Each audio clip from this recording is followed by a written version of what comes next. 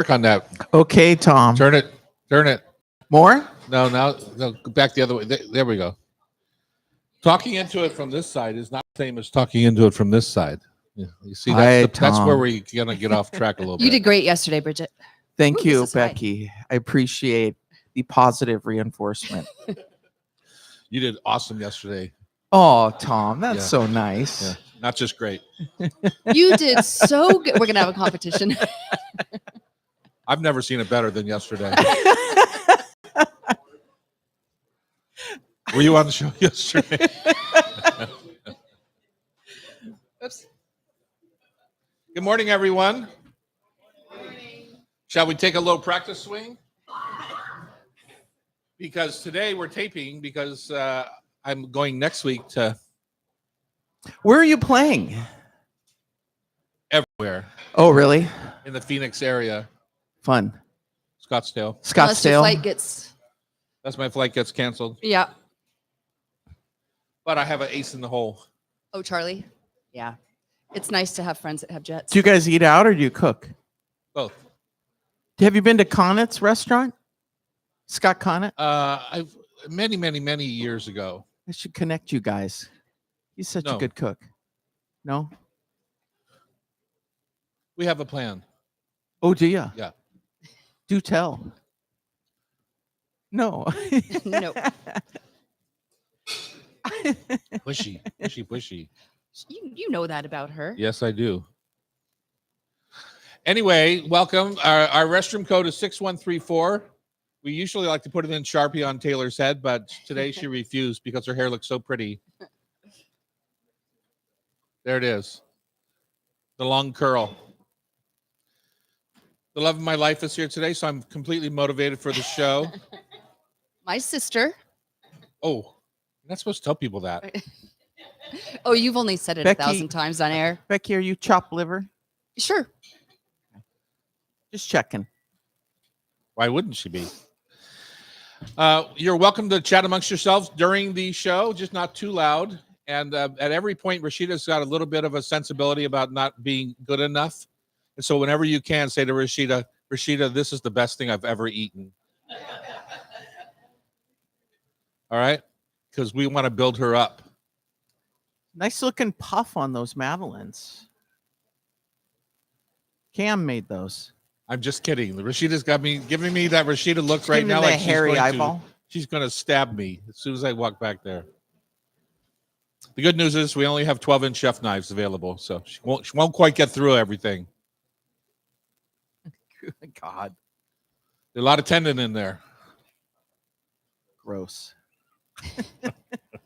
Did you see that Frankenstein movie? No. Speaking of tendon. Oh, come on. Let's go. Okay. I would never. Why would I see that? It's not a horror movie. Frankenstein's not a horror movie? No. Is it about food? There are a couple of food scenes. Okay. Couple food. It's going to be the 2 hours to wreck the rest of your life. So just remember on your grave, on your last breath, that you gave up 2 hours for this show and be mad at us then. And Bridget now. is the audience motivator. You want to talk about that for a moment? Yes, I'm going to start clapping. And if you would be so kind as to join me vigorously, that would be fabulous. Even when she forgets to tell you. And a reminder, as Becky puts on our show sheet, we are live on YouTube. So if you're doing something nefarious this morning, I wouldn't put your face in front of either one of these cameras. Nefarious. True. It's a good word, nefarious. It is a good word. Yeah. That's what I think of when I think of you. Nefarious. Sneaky. Especially when it comes to the trivia. Oh, well, that's fair. That's fair.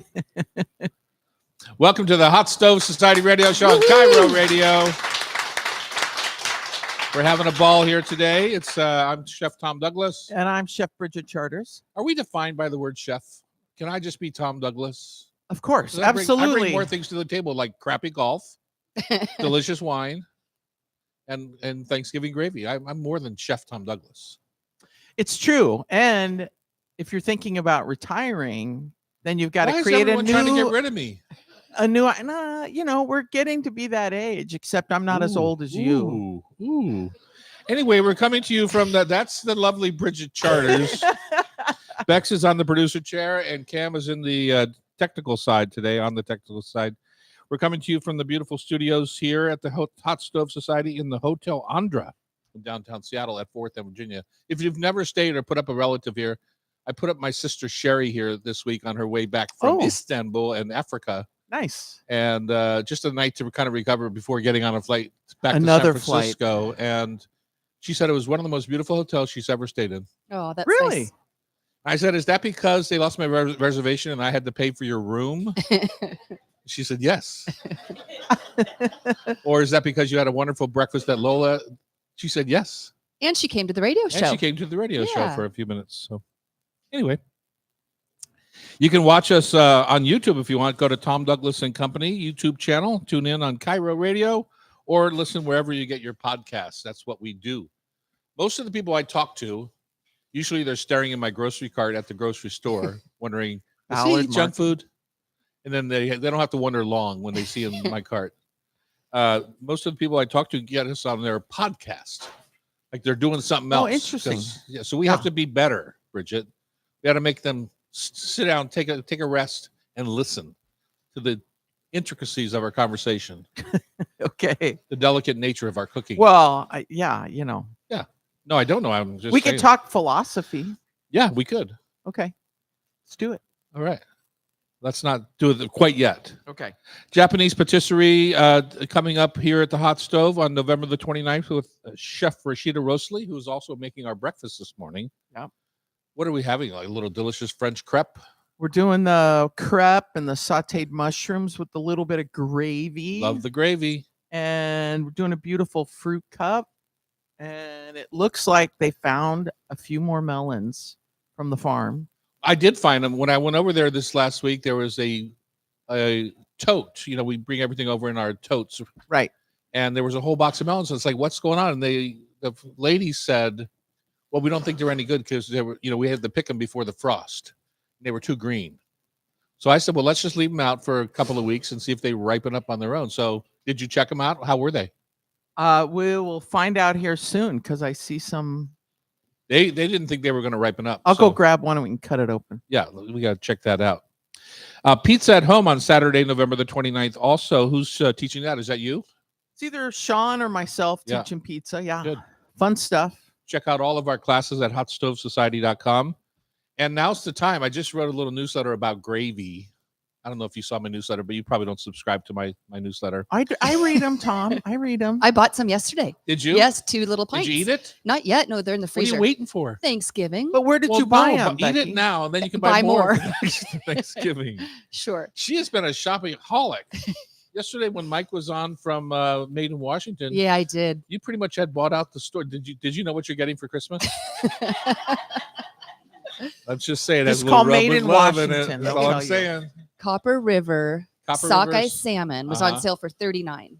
$39 Mhm. for a side. Mhm. Wow. That's All good. smoked and ready to go. I had to get 3. Of course you did. You're Bex. Come on.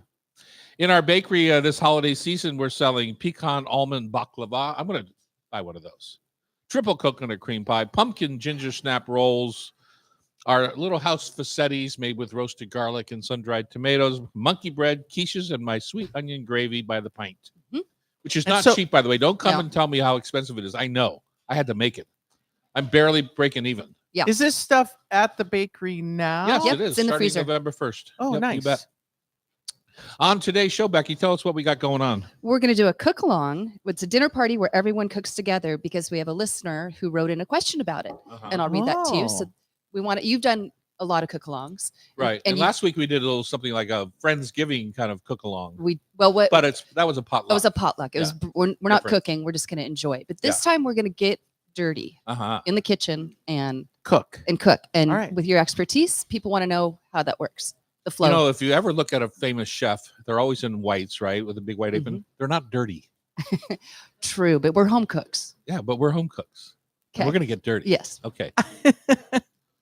Okay, what else are we doing? Oh, we're going to explore the art of macarons with Michael Huynh, who's sitting right in the audience. The And president of France is with us? no, that's macaron. Oh. This is a little art, another. Oh, okay. And it's not the coconut macaroon either. No. No. So he brought in some special macarons. So I'm excited about that. Super excited. And he's got a sweet little spot that I look forward to going to in Renton. I looked at his website I don't know if he or she or what, but I looked at their website and we could put the logo for my sweet onion gravy on a macaron. You should do that. Oh, Who knew? no, do a gravy macaron. Use your gravy and Oh, mount it gross. into buttercream and put it in like Why a pumpkin. wouldn't you? And then put it into an onion macaron. A savory macaron would Ooh. be so good. Why wouldn't you? Okay, keep going. All right. Then we've got chef instructor We Rashida just grossed out Rosley. half the word listening to it. She's going to walk us through Bao 101 from dough to steam. You know, our most popular class here at Hot Stove is our dumpling challenge. You know, Right. when companies buy us Yeah, out and that's they fun. pit each employee against the other to try and make the perfect dumpling. hmm People are fascinated with bao. Yeah. Yeah. It's not something that we're traditionally have grown up with. So it's The Caucasians in the group Yeah. haven't, but it is for half the world. yeah. Yeah. Everyone's got a bun. And then we've got our former producer from the radio show, Pamela Hinckley. She's executive director of Pike Market Senior Center and Food Bank. She's going to come and share some ways to support their important work now more than ever. Amazing stuff. Yep. And then we've got author, podcast, and TV host Rachel Bell coming in. We're going to talk about Seattle's new boom of Italian style sandwiches. You know, it's funny that it becomes a boom when more than one place does it. Uh-huh. I think people are just always looking for what's the next Yeah, trend. I think so too. Yeah. and Well, there's then- some delicious versions out there, including the ones at Serious Pie, I'll just say. Okay, good. Yeah, we have a meatball, spaghetti and meatball sub. Wow. So Yeah. you're part of the boom. Yeah, we are. Boom, boom. Spaghetti and meatball. Yeah. That's what I'm saying. And well, I'll ask my questions later. And then trivia. And Rachel's going to stay with us. And who wrote the questions today? I did. Oh, so Jim was here yesterday. I'm not even going to think about winning then. Oh, okay. Jim Maurer was here. He's written a few questions for us. He's mean. All right, Bridget, what's your taste of the week? Tom, it's about vegetables again. I Uh-huh. hope you're okay with that. Yes, I am. So Annie taught me a new trick, and that is I love kabocha squash, and my friend Shirley Collins from Sur La Sur La Top Top, taught me yeah. to whack them in half, get the seeds out, and put them in the oven and roast them kind of on low, but not fill the interior, but put quite a bit of really good extra virgin olive oil in there. Uh-huh. And just roast them, and the extra virgin olive oil kind of soaks into the kabocha squash. Super delicious. Annie taught me to steam the kabocha squash, Uh-huh. and I'm not a big using a steamer person. I don't even have a large one at home. I've got a smaller one. But she said, just get it in the steamer, just water, crack it open, steam it. It can be plain. But then she said you can make like a miso dressing Uh-huh. and drizzle that on top once it's done. Hit it with Delicious. a little salt. You can put a Oh, miso dressing on anything. Mhm. right, but wow, it was so. We stood over the steamer, ate the skin, just ate the raw Uh-huh. flesh. It hadn't been seasoned. Oh my god, it was good. Let's go back to your first version with the olive oil, because I think of kabocha being a pretty dry squash Right. compared to, say, some, right? Right. And when you roast them face up, open belly, so to speak, I would think that it would dry out even more. Whereas when I roast squash, generally in the oven, I roast it with the cup, the open where the Upside down. upside down, so the kind of Trap it. steams on itself. Uh-huh. What do you think about that? Yeah, we do that with the butternut squash. And so it that caramelizes the skin a bit too. right, so that the flesh doesn't get too dried out or Right. too caramelized, because then you can't really use that if you're trying to make a filling or, But with the kabocha, yeah, I mean, I would imagine that it would work with the kabocha too. My favorite place I've had kabocha squash, kind of different than a typical squash dish, is the at Kashiba restaurant. where Oh, they put sushi tempura. It's in Kashiba. their vegetable tempura mix. Oh, so good. Yeah, so good. with, Shiitake, maybe a little daikon radish, Right. kabocha squash. Just a few different things Yams. Right. with the fried shrimp. Yum, delicious. So what's your taste? My taste is, I had a surprise. I went to the farm this last week while Jackie was in Africa to kind of check on things. And there were 37 totes of produce still there Wow. that were in totes, plus another, a rack of onions, a rack of butternut squash, all kinds of things that were still there. I was surprised because I thought we had brought over literally Everything. every last thing. I think you mentioned that. Yeah. But they went through, and I brought over 4 totes of green tomatoes that they rescued before the big frost. Mm. We're serving those with a crab salad down at Half Shell Restaurant. Yum. I brought over 3 totes of butternut squash for our Thanksgiving pies at the bakery. I brought over 5 totes of potatoes, 3 different Wow. varieties, russets and Yukons, and just new potatoes Yum. that they had just dug up. Literally just dug up. I thought they were all Yum. up.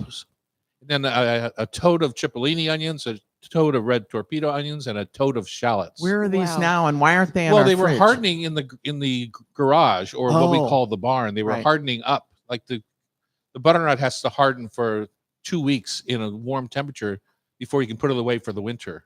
Otherwise, So they that the rot. skin's hardened. Yeah. Yeah, you don't want them to rot.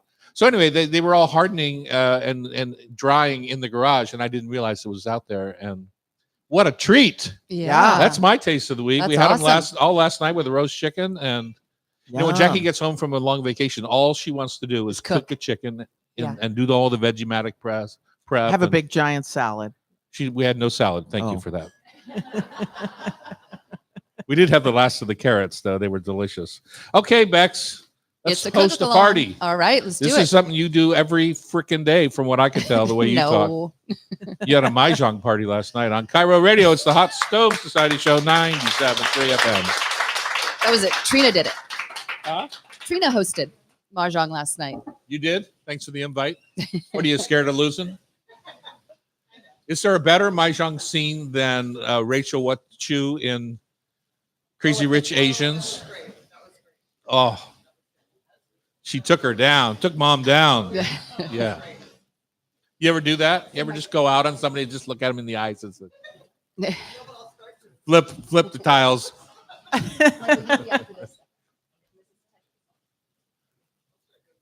You can do that. Rub it in. So Yeah. then,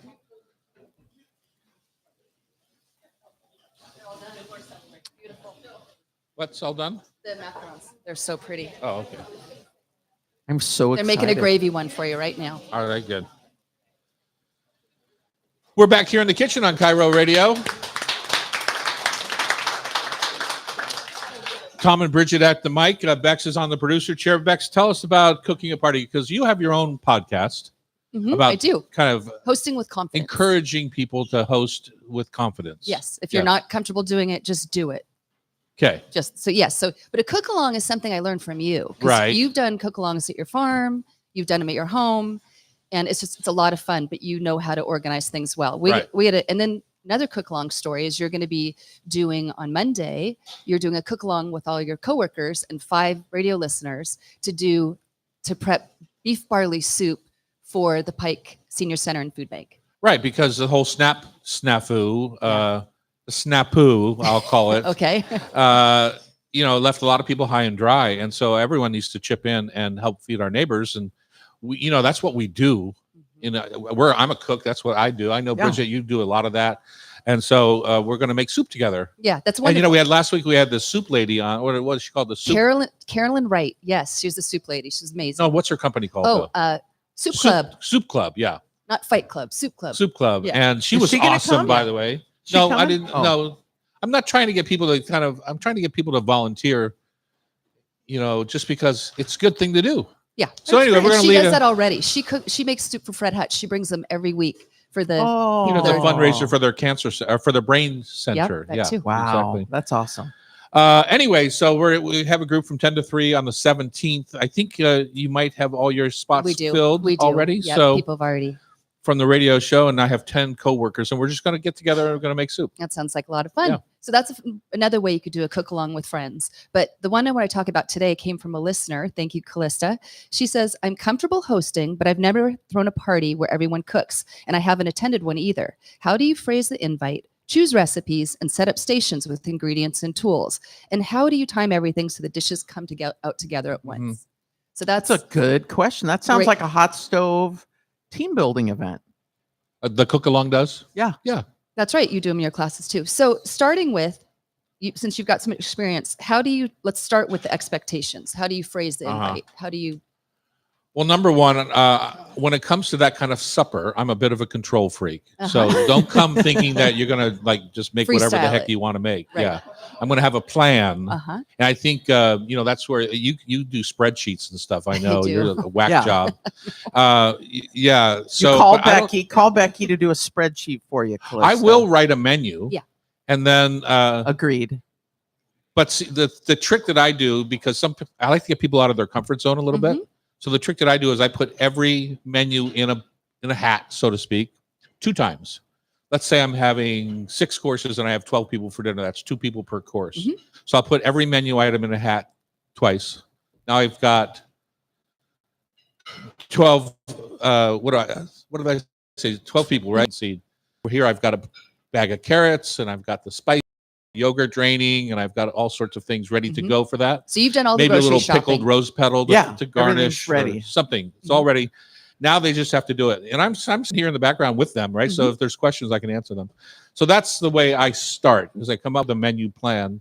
But I would say you're not a control freak when you're in the kitchen with people, showing them how to do things exactly. You're more of you want the menu to be set a certain way, but then you do give people freedom to Yes, be. but I creative. do want the dinner menu to be cohesive. Yes. Yeah. Right. And so to add to that, like Tom says, I would have everything on separate little baking trays. And if you don't have a lot of cookie sheets with little edges on them, you can go down to Cash and Carry. They're like $10 and just have each dish on a separate tray with, for somebody like, is it Callista? Mhm. Recipes. With that she's- recipes. well, some kind of a guideline so that folks that don't really cook that much Have more comfort. Yeah. I exactly agree, yeah. so that everything's on the tray, kind of ready to go. And That's chef instructor right there. Yeah, That's I know. top control. That's awesome. And then the other one is, and I know Tom's going to say this, is that don't have it so that everything's going into the oven, or Oh. don't have it that everything's going on the stove. Mhm. You have to pick stuff that's going in different locations, so you're Of your not kitchen. correct. Yeah. Like you said, the salad, that's in a different area. Pro My tip. kitchen, I built my kitchen Yeah. thinking I could have 12 people for a cooking class. So And- it's big enough to Yeah. handle that. And the big difference between my cook along at home and my cook along at the farm is at the farm, we send you out to the garden to pick the vegetables Yes. first and dig the potatoes. or the peaches. Or, go Yeah. up on a ladder and get the peaches out of the tree. Yeah. Then bring them back to the central kitchen. Now we're going to start to get to work. So yeah. Oh, and I don't think- the farm kitchen's huge. Yeah. It's great. I don't think Callista's ready for that yet. Okay. no, that's fine. Yeah. So But I think the important part is getting things out of the oven at the same time. And in the restaurant business, that's what we do. So, for example, if I have duck on the menu and salmon on the menu, of course, it's going to take a lot longer for me to cook the duck than it is for the salmon, right? So, assuming I'm making a roast duck. So, I'm going to roast the duck, bone the duck, get it all ready to put it skin side down on a sizzle platter so I can serve it with a crispy skin. But I'm getting all that prep done in advance. Then when I put the salmon in the steamer or in the oven, I can start sizzling my duck skin and reheating Mhm. my duck. You're not cooking everything at the same time because Right. it just doesn't work that way. right. So a menu plan is good, like Bridget said, to have different parts of your kitchen activated. Mhm. So what would be a good menu for someone who's starting out? Well, I would do, like you say, salmon. I mean, you can get beautiful sockeye salmon right now, sides, frozen. They're delicious. And I would put that on the grill, provided it's not just pouring rain. Even if it's it is been- pouring rain, yeah, put your grill in your house and kill yourself. No, Put get up an umbrella. No, Yeah. you get the umbrella out, Yeah. but have something on the grill, have something in the oven, have something on the stove. So there's your 3 hot dishes out of 6. You don't need any more than that. Right. Right. And I agree with you. Use your facilities that you have at your fingertips, like the grill on the outdoor patio or whatever. Right. And maybe you're using the grill to grill bread and you've made a topping off to the side that you're going to put on the bread when it comes time to sit down. And I then- think The other thing I would say, thinking about that, is when you're having a party like this, people come hungry. Mhm. You have to have something for them to kind of nosh on while they're doing this process. And so have your cheese board out or your salami board, whatever that is, just so that people can put something on their stomach, because there's nothing worse than setting somebody up to cook for an And hour they're hungry. and they're starving. Yeah. It's like, and they have a bad attitude. They're hangry. Yeah. It's just not a good And situation. wine is nice too. Wine or a house cocktail. You can put Mhm. somebody on a cocktail. That's Jackie's favorite thing Oh, to that's do a is good make idea. a batch cocktail That's a for the good group. idea. Yeah. Yeah. What I love about your idea of picking people's names out is then you're working with someone you might not know necessarily, Exactly. or there's no stress because you're not trying to. Yeah. You can't team up with your sister and like blow Exactly. away the house. Exactly. Yeah. She's good. Yeah. I know. Yeah. I know. I've seen you all. You get taught her. work. But yeah, and that too, that's a great idea. So when people arrive, have enough aprons, have some towels for them, set out over by the wine and the cocktails, get a drink in them so they loosen up, and then have the food because after a few minutes they're going to want to nosh, right? And then they then can start cooking. Make it perfectly clear that you don't have time to take them to the hospital. If they Yes. cut themselves, they're on their own. You'll call a cab. Will you No. at least call a cab? Well, no, they have to call their own cab or they bleed to death. I mean, you have to set boundaries. And then too, think about everything that's cooking and don't pick like a roast chicken. That I like to roast my chickens for at least an hour, if not a little bit longer, to get them crispy and beautiful and wonderful. Uh-huh. Right. And don't pick some pie where you got to make the dough and you got to make the filling and you got, So you're better off if, say, you want chicken, you're better off with a chicken marsala where you're it's all boned out and you're Yeah. searing it and cooking it in 10 minutes rather than trying to get an Right. hour and a half dish in the oven. yeah, or like a cacciatore or Uh-huh. something like that. And And then- then pick a theme, Italian, whatever.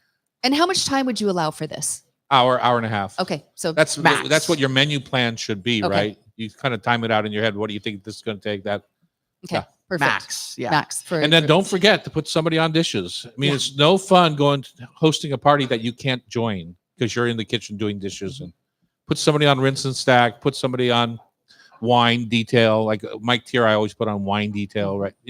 Whatever. Sounds great. Thanks, guys. I think. Thanks All right, for writing in. let's have a Krista. party. When are we coming? That's great. Well, Yeah. I'll ask her. Then they'll be terrified. All right, Michael Wynn is coming. He's the owner of Macadons in Renton, the flagship cafe on Cairo Radio Nice. 97.3 FM.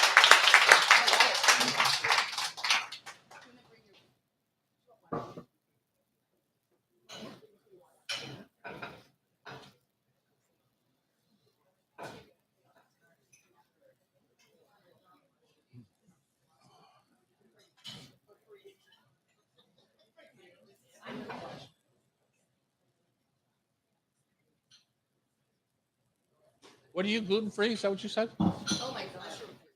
Mushroom free. You used to be my favorite person.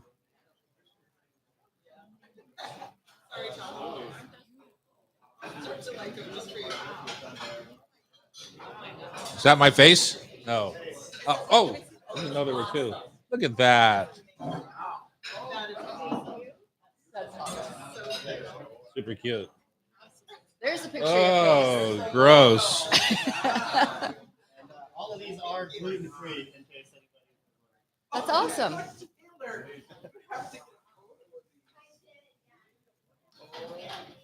Who's going to eat one with my picture on it? Everybody.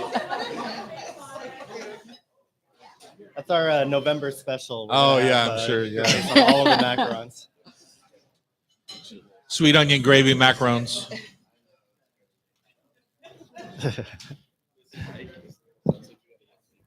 Okay. Great. So creative. Can you see him? No, push him out. Oh, you're gonna switch it. Oh. Nice. There I am. Here, put them over on here where the camera can get on top of them. Or, yeah, you can do that. No, put that underneath the stand so you can tip them.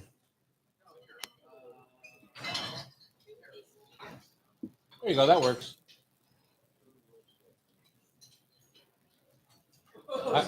I want the ones that Cam touched.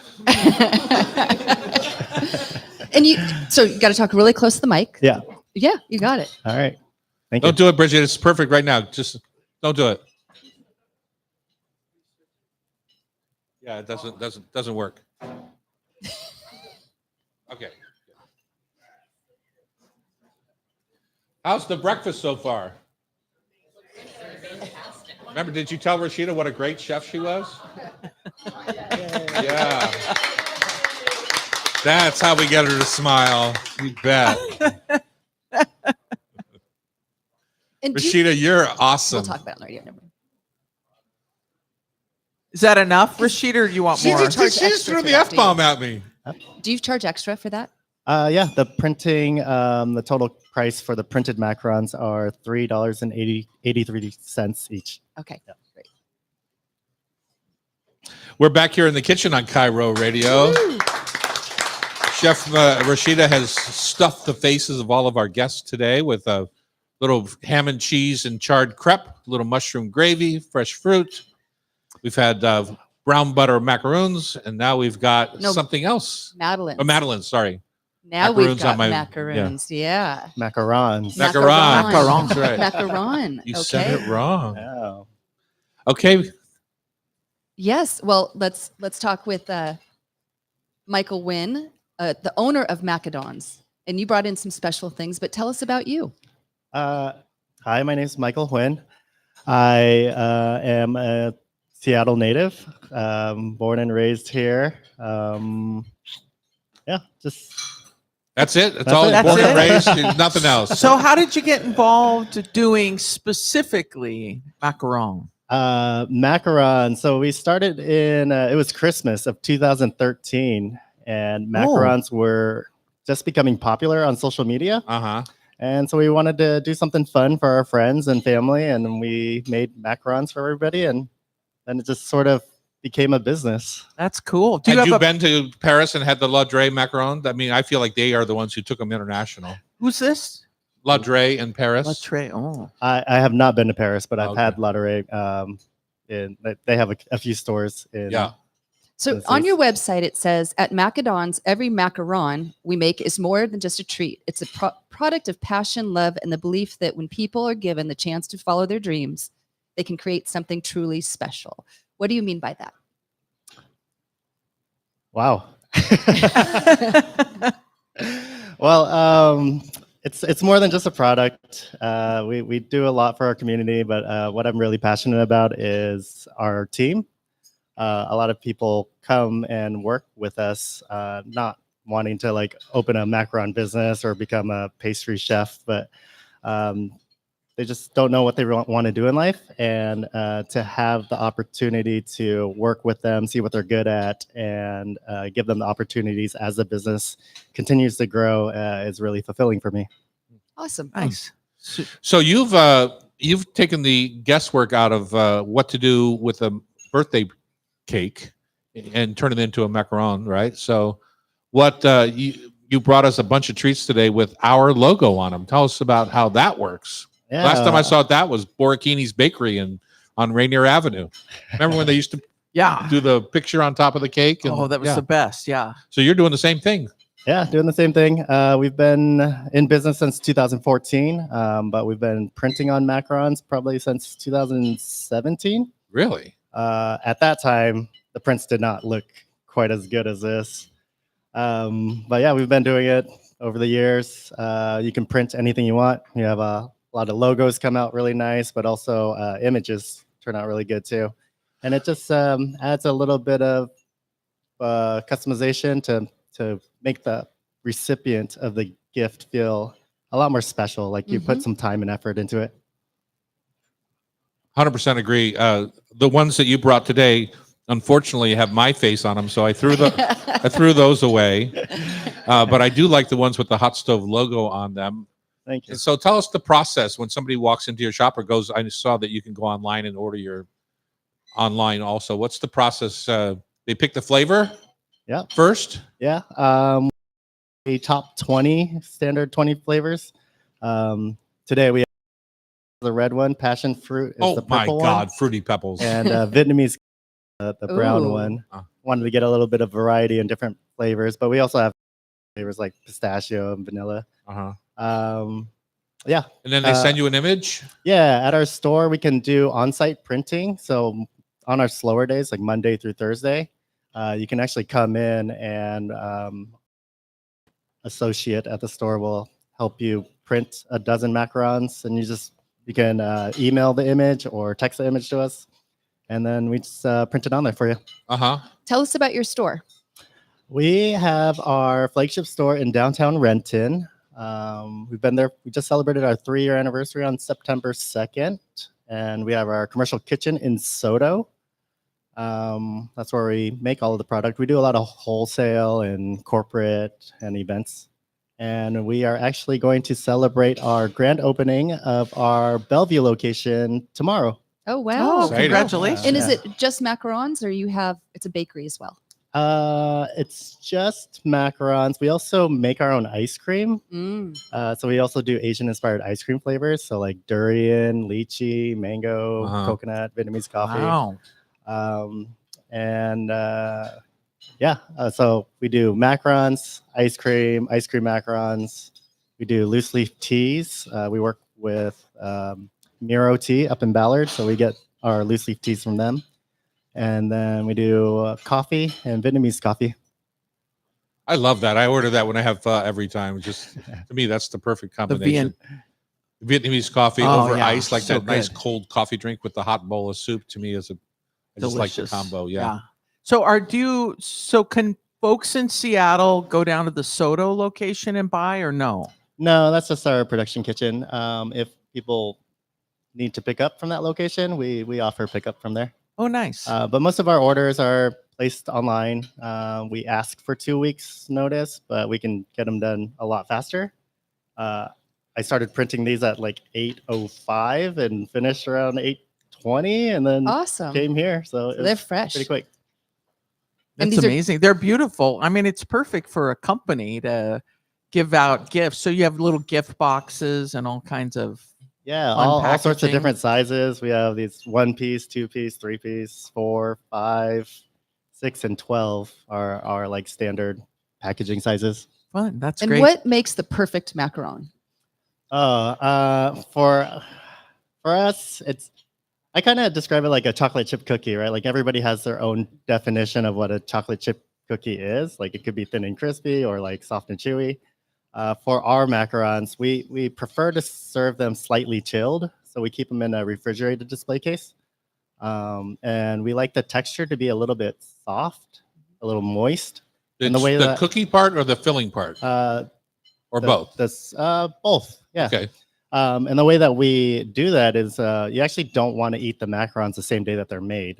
Oh, So we'll assemble them, and then we'll keep them in the cooler for 24 to 48 hours to let them age just a little bit, because there's moisture in the filling, and that moisture will transfer into the shell and get a little bit softer. After that, we put it into the freezer. And a lot of people don't know, but they freeze really well. So after we make them, all of it goes into the freezer, and then we distribute out from there. that's great to know. How did you come up with your name? Macadon. So I started the business with a partner. Her name is Donna. So it's like Ah. macarons by Donna. So Macadons. But we had different directions in the business and decided to go our separate ways. So yeah. That's great. And did you train in pastry?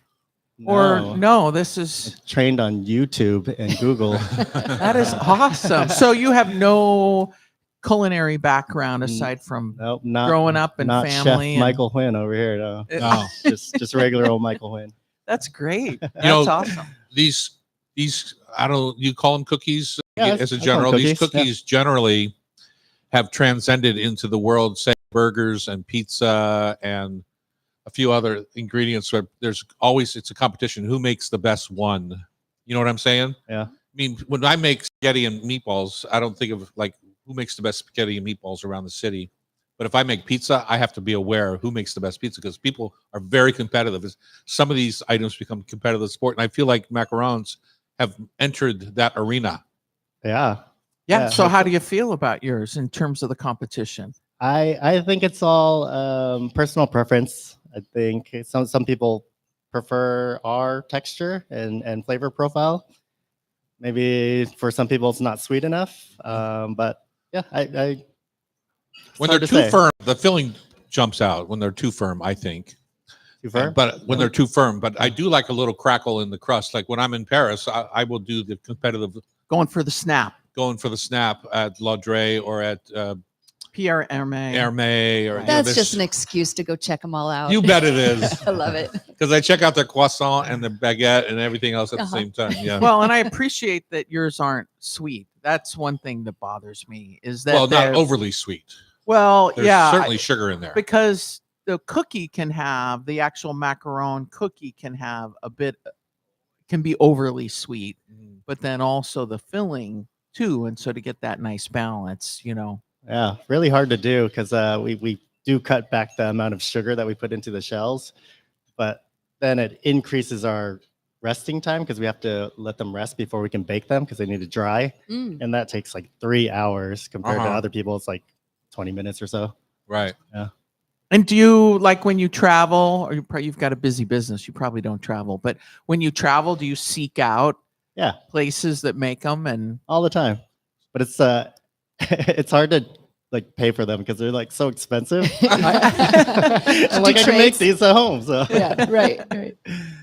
that's That's so such true. a cheapskate's thought process there, Just Michael. Annie popped into my head. You have to value the time and effort that you put in.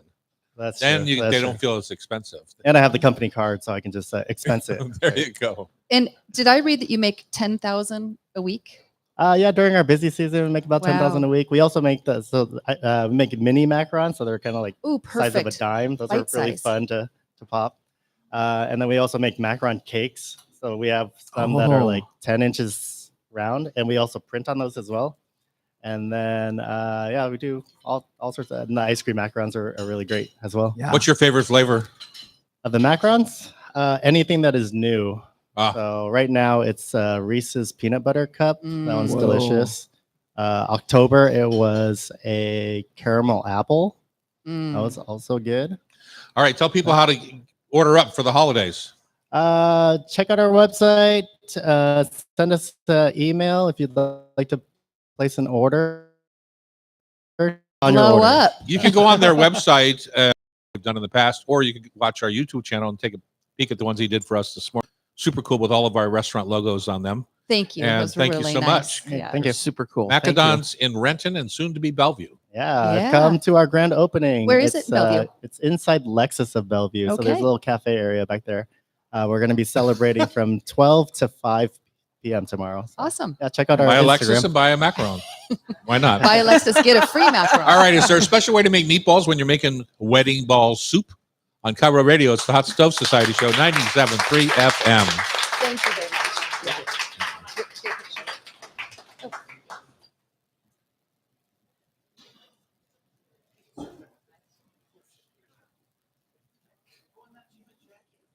Whatever.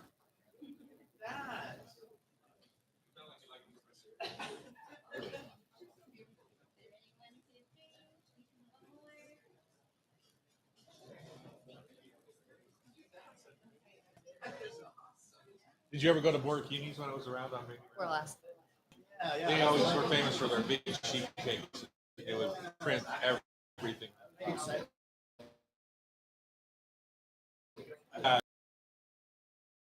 That was a sad day when they left. Okay. You know, at Hellenica, the yogurt shop down in the market, have you been to there? They make their own frozen yogurt. Delicious. But they have a Pog, which has become their best seller. So I was thinking, Fruity Pebbles Pog, I'd buy the Pog. Uh-huh. Yeah. Super fun. Thank you.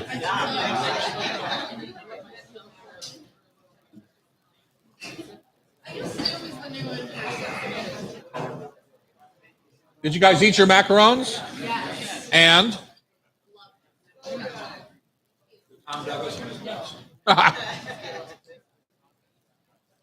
Oh, Fruity Pebbles.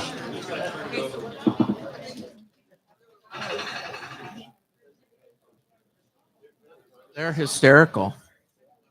Fun way to make someone feel good. Yeah.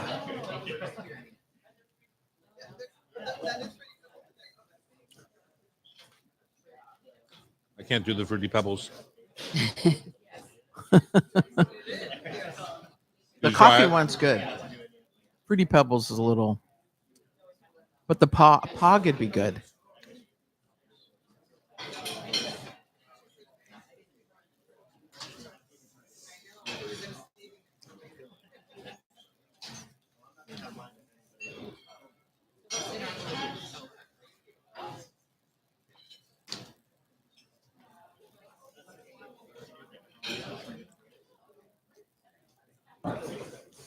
Ready? Yep.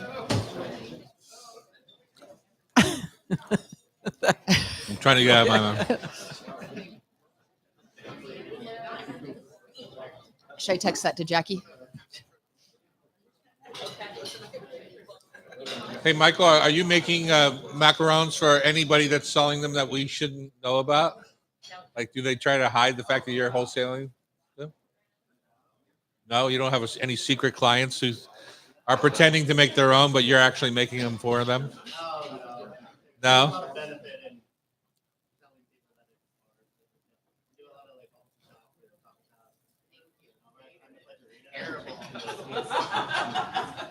Nice. I was trying to get a scoop. Oh, the Not gonna. No. Didn't A give it scoop. up. No. No scoops. Welcome back. It's the Hot Stove Society Show on Cairo. Tom and Bridget at the mic. Yep. Becky, I'm not sure why you picked this subject, other than you probably know that like Italian wedding soup, is Mhm. my favorite soup. Mhm. really? I love it, But and we- I have my Oh. own stolen version downstairs. We call it Greek wedding soup at Perfect. Lola. It's good. But yeah, I just love a little meatball soup. Oh, It's because, in high school, I took home ec, which is how I started cooking. And I was the only guy out of 28 people in the class, and Which is why you took which it. is why I took it. Yeah. And I met my girlfriend, my high school girlfriend, in that class, Mhm. and we were together for 3 years. And our special nights, she would make Italian wedding ball soup. really? Yeah, who knew? I Good love for that. her. Well, I know we've talked about the Prosper Meatball Project, and Uh-huh. that's just a different way of using meatballs. Yes. So I just think that in every culture, there's a soup that has a beautiful. That's good too. But Yeah. I get the There's a little variety of like the raw meat, the cooked meat. You can get for the mix. some of you the get fun. Yeah. Anyway, so what are the rules? The rules. What does it mean? Like, what do you need for the meatball to not fall apart? What are the binding Okay. techniques, the textures, ingredients? Well, the meat is the binder, but it needs something a touch more just to hold everything together. And But so do all meatballs. right, they need either bread with a little moisture, or it could be breadcrumbs and a little moisture, Uh-huh. or it could be egg whites. But the meat needs some absorption because meat's going to kick out moisture. What So- about spices? No, it's not. Well, it's not the criteria for a Okay, soup gotcha. meatball, is Gotcha. what I'm saying. But I'm going back to what Bridget said. To me, just breadcrumbs isn't enough. So to me, there's a couple of ways you can take a look at it. One Yeah. is, let's say you have a duck leg, or raw duck meat, or raw pork, or anything.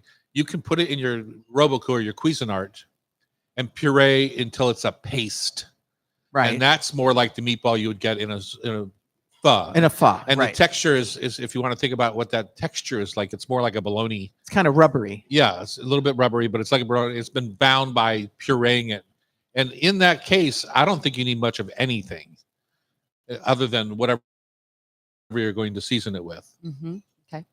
If you're making a meatball like you're making for a meatball and spaghetti, but you want it for soup, for me, I would leave out some. I put a lot of cheese in my meatball, so I'd probably leave out some of the bigger chunks because then it has the Oh, right, possibility right. of, because I put chunks of mozzarella in, Right. Right. lots of parm. I could leave the parm, but I'd probably pull out the chunks of mozzarella so that it doesn't lend itself to falling apart in your soup. Right. Well, the Italian wedding soup, what I was taught working over there is they soaked the center of the bread in cream In milk or or milk cream, yeah. and got the simolene, as the Italians say, so that it breaks apart, and then they fold that into Right. the But meat don't you mixture. still need an egg if you're doing it that way? Or is that enough binder? It's enough binder because the protein in the meatballs is the binder. Mhm. You need protein to bind. Now, if you're doing a bread meatball, like a noodle like the Germans do, then yeah, you need an egg in there because you need some protein source to act as the binder. Uh-huh. What's the perfect size? This is debatable. It's not Ooh. debatable. Okay, what is it? It's not up for debate. It's true. I agree with Tom. If you have a hot bowl of soup and you have to somehow put a fork or a knife in there to cut a meatball, No bueno. you are going to go to jail. Wait a minute though, Tom. There's no wait a minute. My friends Deba and Scott took me to this amazing Alpine restaurant in Austria, and they were like, "We're ordering." They didn't say anything, Uh-huh. and the first thing that came out was this beautiful steaming bowl of chicken broth. One of the best broth I've ever had, and the meatball in there was the size Of a baseball. Yeah. Now I'm fine with that. That makes some sense. So there's the exception to the rule. So elegant Yeah. and delicate and whoa. in my opinion, I mean that's an exception. Like you got the whole lion's mane meatball that you see in Chinese cuisine. Oh, got it. But the whole in my opinion, when you're making a soup, nothing in that bowl should be bigger than your soup spoon. Correct. You shouldn't Agreed. be wrestling your soup to try and get it into your mouth and dripping hot broth everywhere and down your shirt. It should be elegantly on a soup spoon. And listeners need to remember that there needs to be some kind of fat content in there. So if you've picked a really lean beef, there needs to be some fat in there because that's what's going to make it wonderful and unctuous. Right. you So know? what's another exception to the rule? I would say pho, right? Pho is a soup Yeah. where you are using chopsticks, right? And you're picking up slivers of sliced flank or sliced brisket, well done brisket.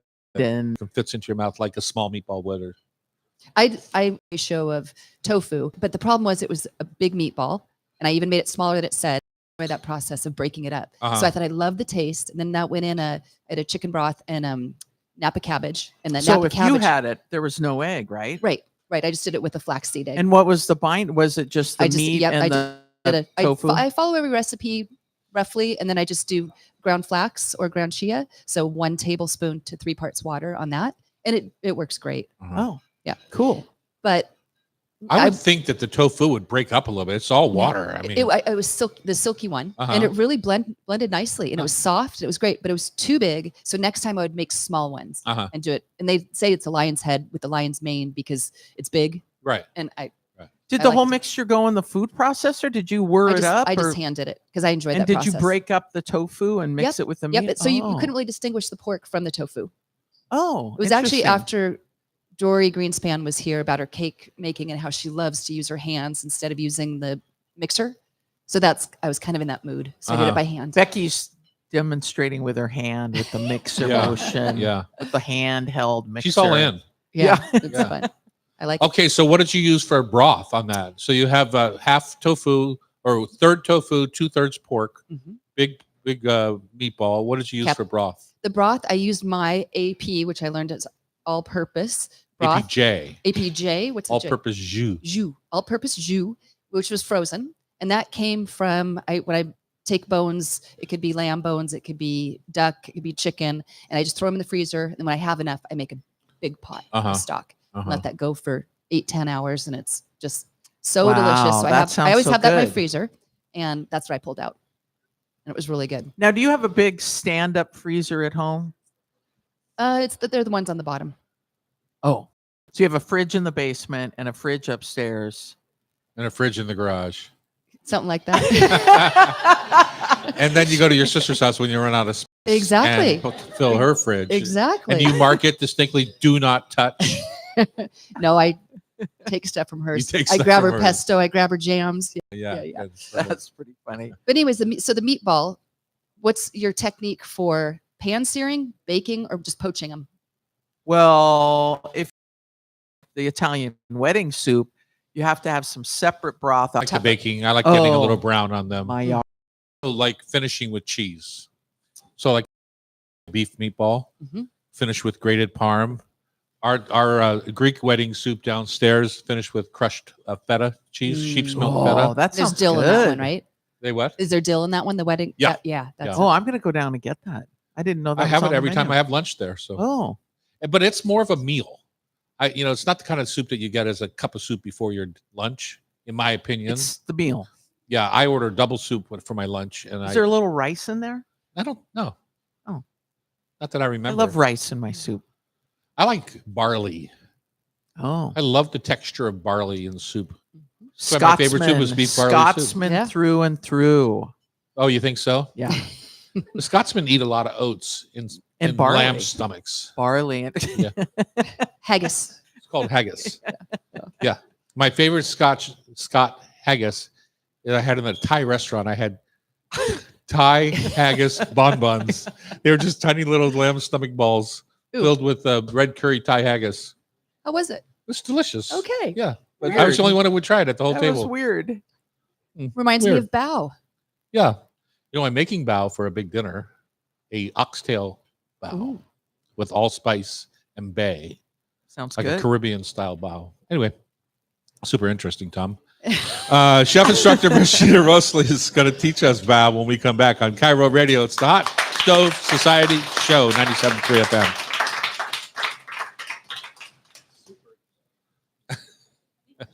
Do you hear the whole, oh, great, yeah, it's fantastic. Another coffee.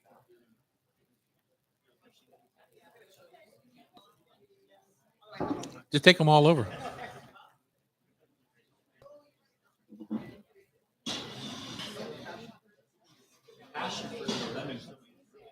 Yeah. Yeah. Don't tell Michael, but I wasn't the fruity pebble kind of guy. Oh, really? Somebody in the family was into their favorite breakfast. Someone for not too sweet. Yeah. Rashida, has anyone ever told you you're a fabulous chef? Has anyone ever told you you're a fabulous chef? What's happening here? See? Bridget said I never compliment her, so I feel remiss. Don't say no. Okay, fine. Rain it on me.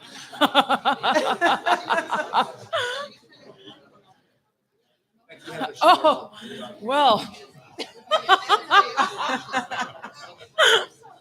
It's $1. $1. Kyle, can you fix your mic, please? Did you lose a bet? No, he. Oh, You see how far she's sitting away from it? So you have What? to either talk to her about it or adjust the mic for her. Hi, 'Cause hello. We don't want her to be uncomfortable like this the whole 10 minutes. So see if you can figure out how to get her closer. raise it up. Do I have to? It wasn't a joke, Kyle. It's pretty close to my face. Now when you do that, it is. I just don't Oh. want you to have to be like this one. Well, I'll 'Cause just then- pull it closer to me. Exactly. There you go. Lovely. Okay. Show Kyle what you did so Kyle knows what to do next time. I just pulled it close to me. Kyle, shove it right in their face. Oh my goodness. Who was that? Was that Terry that Rashida, used to did you say recognize make a couple love to the people here? mic? Yeah. From Yeah. Yeah. Croquembouche. Croquembouche. Yep. Rashida came over for my daughter-in-law's 30th birthday and taught a croquembouche class. And it was pretty darn fun. It was funny. Yeah. So we had aprons for everybody, which just happened to be that way. And it was really fun. She did a great job. Our croquembouche. It formed, but it was more of a stocky guy as opposed to like a dainty lady. Yeah. And was it because the caramel was over? You're not supposed to look like me. Oh, no, it was, It was got under. too hard at one point and then a little too soft at one point. So it kind of just it Too wasn't- hot is good, but too hot is good. and I just hardened so Yeah. fast. You gotta move fast. Gotta It's move hot, fast. And everyone's just like, so it was beautiful, delicious. And it came out well for what it's worth. You sent me a photo. It was good. I did. It was cute. I was going to get my friend Kathy Connor to come help her. She was out of town. Yeah. She probably wasn't. She just knows when Yeah. you Bridget's call. calling. No, When you call Bridget, they just I'm out of town. Kathy made a tower for Julia Child, and it was 4 feet high. Right. It was amazing. And she did that 40 years ago. That's why she didn't come. It was 40 Becky's years ago. kid's birthday Tom. party. My God.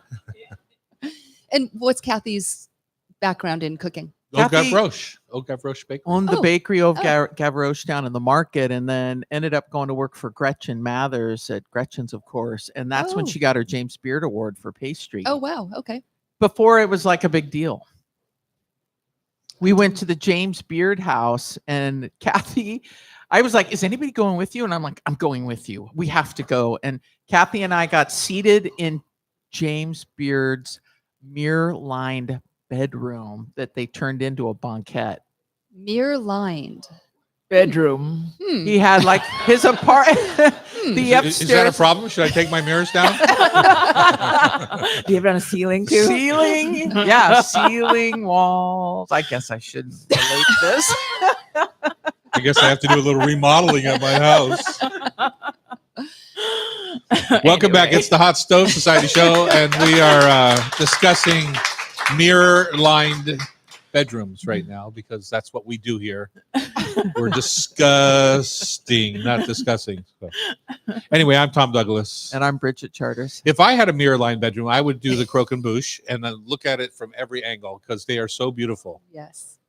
I was gonna say something else, but I think it's not radio safe, so we'll keep Okay, it at good. that. Okay. That's the velvet voice of Rashida Rusley. She's teaching Bow 101 here on Friday, November the 28th.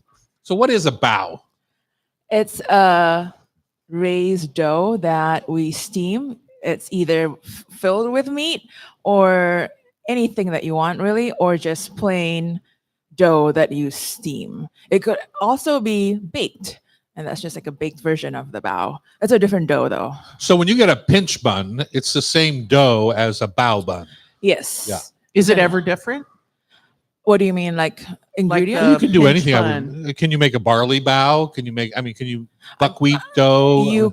You definitely could. Okay, so- Yeah, whatever flour you want, as long it has gluten in it. Right. Yeah. But does it, and then it has to puff too. It has right? to pop. It has to have yeast. That's the Got it. yeast. Yeah, I think the most basic recipe is just flour, yeast, water, salt.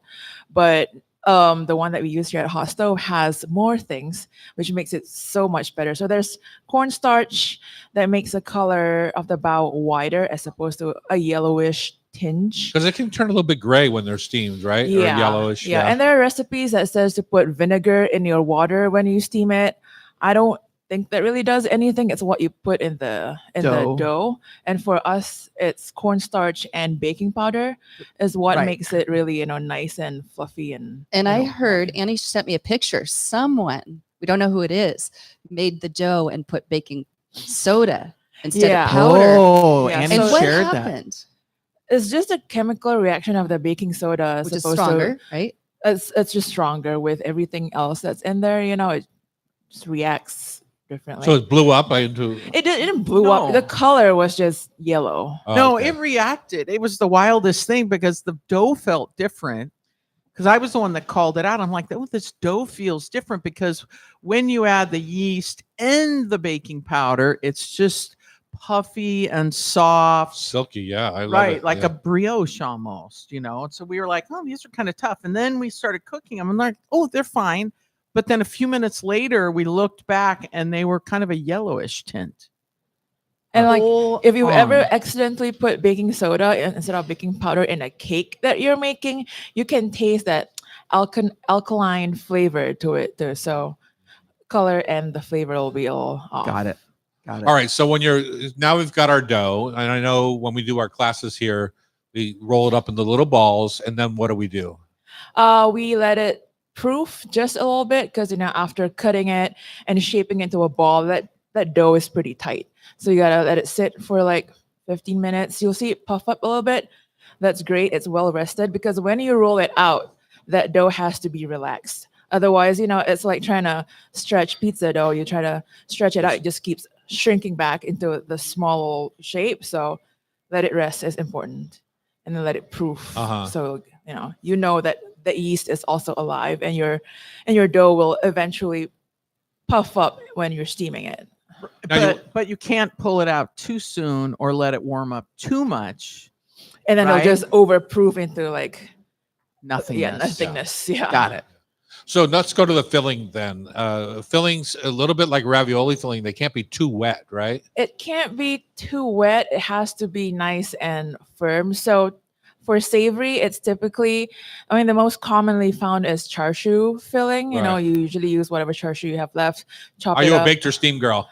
I like it steamed. I'm a baked guy. I mean, baked, I like it, but the filling has to be good. And there's so many places that, you know, they reuse their old char siu, which is great, but you can taste that the char siu is old, and then Uh-huh. it kind of just negates Ruins your the whole thing, beautiful bao dough, and all you taste is the So filling. let's go back to that for a second, because sometimes for me, when I get a bao that's done with raw meat and steamed and cooked, Mhm. and you know, it's like a soup bun almost. When you bite into it, it just drips everywhere because all the juices have come out of the raw kind of meatball that you put in the middle Yeah. there. I like something like a char siu bao where the filling is already kind More- of prepared and yeah. intended, and it's a little bit of chunks instead of one big ball of meat. I like it both ways. like it both ways? Yeah. It So depends, typical though. is both ways, right?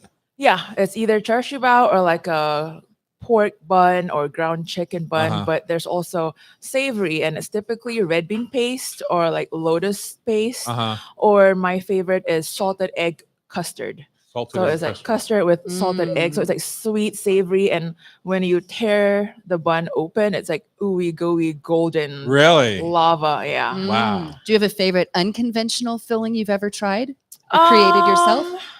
I have not created, but I've seen pizza filling. Yeah. So like Okay. pepperoni and Oh. cheese in a bao. I'm like, okay, it is a vessel. It's so- universal. Yeah. Yeah, can't go wrong with pepperoni and cheese, you know? And it's easy to make them vegetarian too. We do that here all the time. Yeah, with lots of whatever vegetables you want to use, corn, potatoes, peas, anything your heart's desire, and then just season it the way you want it. You can just go basic with soy sauce and sesame oil, or what we do here is we use Japanese curry powder and lots of garlic and onion to make it more like a Japanese curry-esque filling flavor.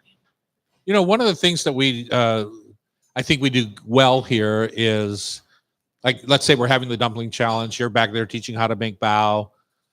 We always kind of cover our bases. So I love our little chard and squash bao that we do with the vegan cheese, or you know, something, so that people, you know, we have the meat one, we got the vegan one. Yeah, you can really just put anything you want Anything, in yeah. it. Yeah, like Well, yeah, and our vegan one is an assortment of vegetables. So it's fall right now, so squash is going in there.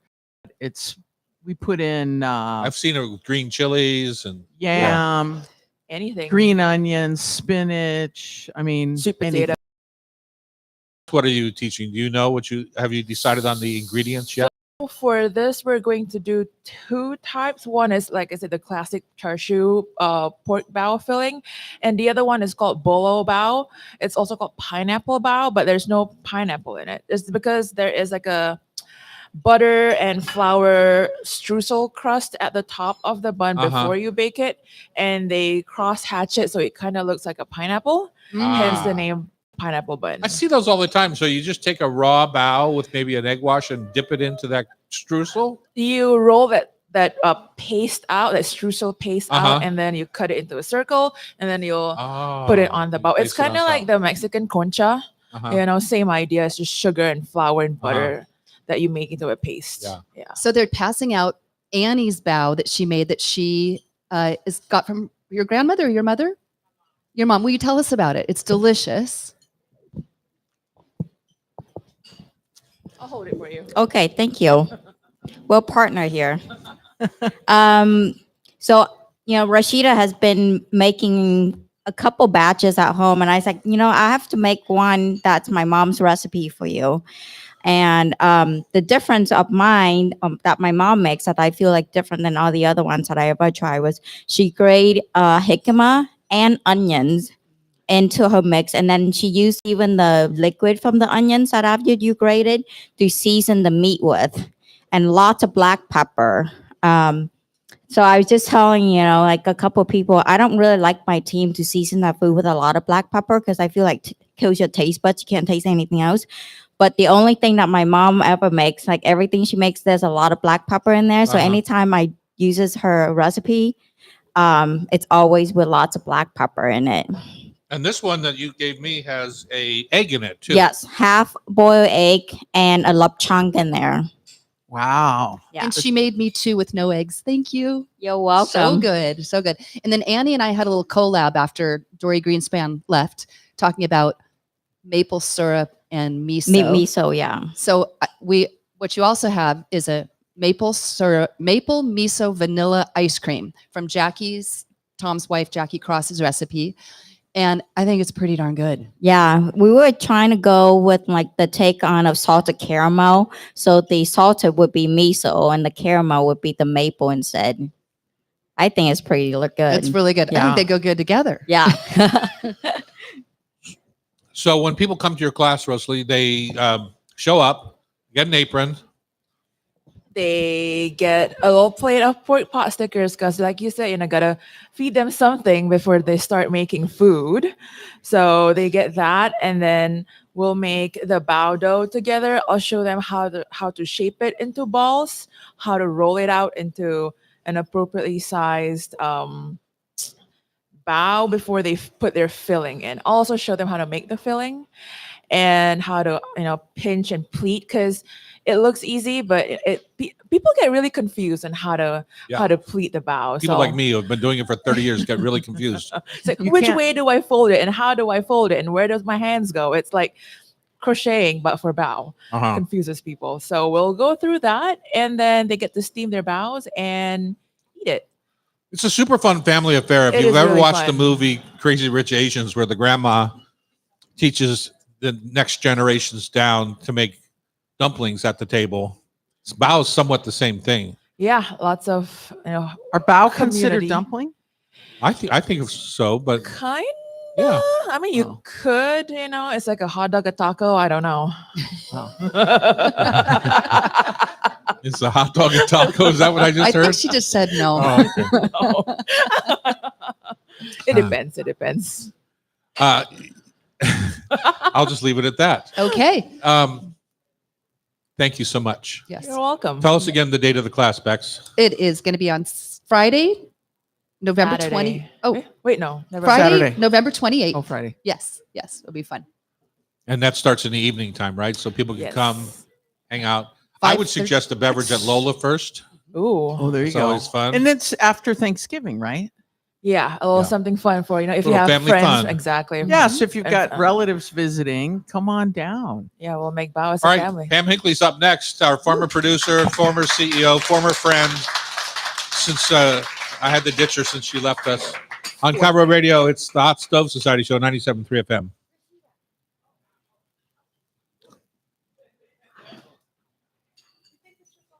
Where's the bow? Do we have an extra bow for you to hold?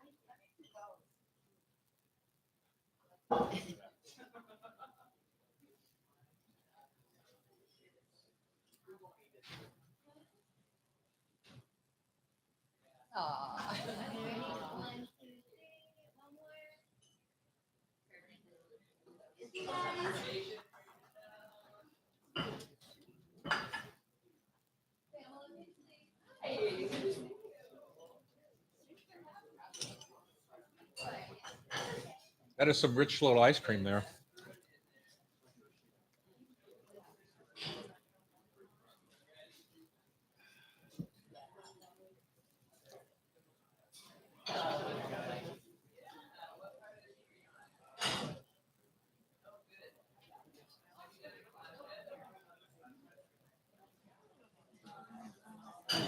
Take your time, Hinckley. Take your time.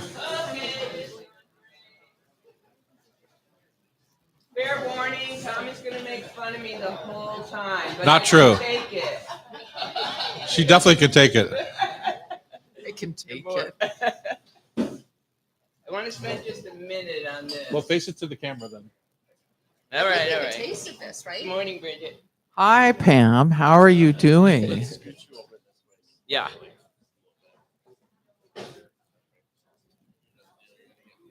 Pretty darn close, so I sound sexy like Tom. Mm. Well, nice work. I can't see the box. There it Cam. is. Wait, he's going to switch it. Switch it, Cam. There you go. Okay. Should we take the cantaloupe out? Better. Bridget, will you move the cantaloupe? I'm more worried about my bangs. You look awesome. You're looking good. Funny that I've gone completely gray and you just get more and more blonde. Yeah, you can meet my hairdresser. She'd be delighted to work on that. Yeah. I know. What did she say? I was going to make fun of her the whole time. You guys have a little history, like 50 years? Yeah. I think we're going on 43. We are. I know guys don't want to go there though with the I think- makeup and the Yeah. hair coloring. Why would you? To look younger. Every 6 months, I spend $250 on a haircut, and that's all I'm spending. Wow, that's expensive. I know. You could buy a good round of golf with all the money you're saving. You can't really buy a good round of golf anymore for $250. You're going to the wrong place. Jefferson's got a great deal. That is true. That's cute. And We're it's a here in the good kitchen with Pamela Hinckley, our former radio show producer, CEO of TD Restaurants, and now saving the world one day at a time down as the executive director of the Pike Place Market Senior Center and Food Bank. Welcome back. Thank People you. will recognize your voice It feels as much as Becky's tried to erase you from the history of the That show. is not That is true. she's certainly upped the level of production value. You know, she does spreadsheets. I know. It's like, what the heck? It's a whole new level. You've been spectacular, Becky. Well, thank you. But this is about you. Okay. Tell us about what you're doing these days. I know this is a kind of nutrition that they need. Yeah, she's the other side of it for me because the Emergency Food Network supplies the food banks and meal programs, and I'm specifically in a food bank and meal program. Right. And we have the benefit of being in a very generous city and county. At this time of emergency, the City of Seattle Human Services Department responded instantaneously. And we also have the benefit of being in a very supportive neighborhood community because my landlord is the Preservation and Development Authority of the Pike Place Market, whose charter protects the residences of low income and senior housing, as well as the facilities for the 5 human services in the market. Within that 3-block radius, right? Isn't it 9 the market? acres. Yeah. 9 acres. Yeah. Yeah. Yeah. That's So amazing. they run 8 residential buildings, and 4 of them are earmarked for HUD subsidies and low income, and the other 4 are fair market. So many of our customers are our neighbors, which is a great delight. But the thing that puts our agency in a little bit of a different framework from some of the other senior centers is we have about 30% of our daily population is homeless. So 30% Yeah. seniors. yes, because Wow. at the food bank we serve all ages. Anyone that comes, anyone that's hungry, we feed. But at the senior center, you have to be 55 with some kind of ID. And we ask people to join. There's a membership, but of course, everything is free. The point of the membership is to confirm identity and get them into our database because most of our funding is from the city and county, and our Ah. contracts with them are performative. So they give us an estimated amount of what our annual contract will be, but they don't give us the money. We have to do the work and track our activities and our meals and then invoice them. So How often do you invoice them? monthly. Oh, wow. Yeah. But this is a well-established system, and the Human Services Department in Seattle is a well-oiled machine. So it is flowing smoothly. But you've seen, the mayor and our governor both stepped up and said there is emergency money available for food access programs. So it's quite a seesaw right now. Well, how do you make up the difference in your budget from what that you get and what you need? You do things like figgy pudding, right? Yeah, you're a talented interviewer, There Tom. you go. We're gonna give He's been doing it for a few years. So the government money is about 50%, and then we've got some strong foundation support. That's another 20. So the remaining 30% of the 4 million is what we try to raise money for. And that brings us to today's topic, the great Figgy Pudding Caroling Contest, December 6th. Oh my God. It's amazing. And this is the 40th annual. Is Can that you believe correct? it? Yeah. So it's been We- a part of. We've been singing on the streets of Seattle for 40 years. Uh-huh. And we've got some and the beauty of the event is that the teams do the heavy lifting for the fundraising, because what makes it a fundraiser is the teams ask their friends to vote for them. And that, I And you mean, vote with dollars, right? you vote with dollars. Right. So the, This costs me a lot of money every It year. I does. You're very Yeah. generous. But have you won? what? Did you win? Did TD? She runs the event. She doesn't win. No. But back in the day when you were working for Tom Douglas Restaurants, Our team never won. Have you heard Pam sing? Yeah. We wish you a Merry Yeah, Christmas. let's not do this, We're trying not to get Bring me canceled. some figgy pudding. Well, I know the team from our group has settled on they're the dollies, right? Holly The Dolly. Holly Dollies, and they all dress up like Dolly Parton. They were the best dressed and the highest spirited team last Yeah. year. You know why? Because they have access to about 18 bars. Yeah, I know. I noticed that the pre-function created some rosy cheeks. But now the event is during the day. It Oh, used to be that's in nice. the evening on Right. Westlake Center, but we moved it to the market so we could do a more thorough job of talking about the need in the community. And it's so pretty to have the caroling team strung along Pike Oh, Place, fun. because everybody dresses up. Singing is secondary Uh-huh. to festiveness. Uh-huh. So it's about getting your friends to come. Wow. So how do people do voting. that? How do you create a team, so to speak, or a group?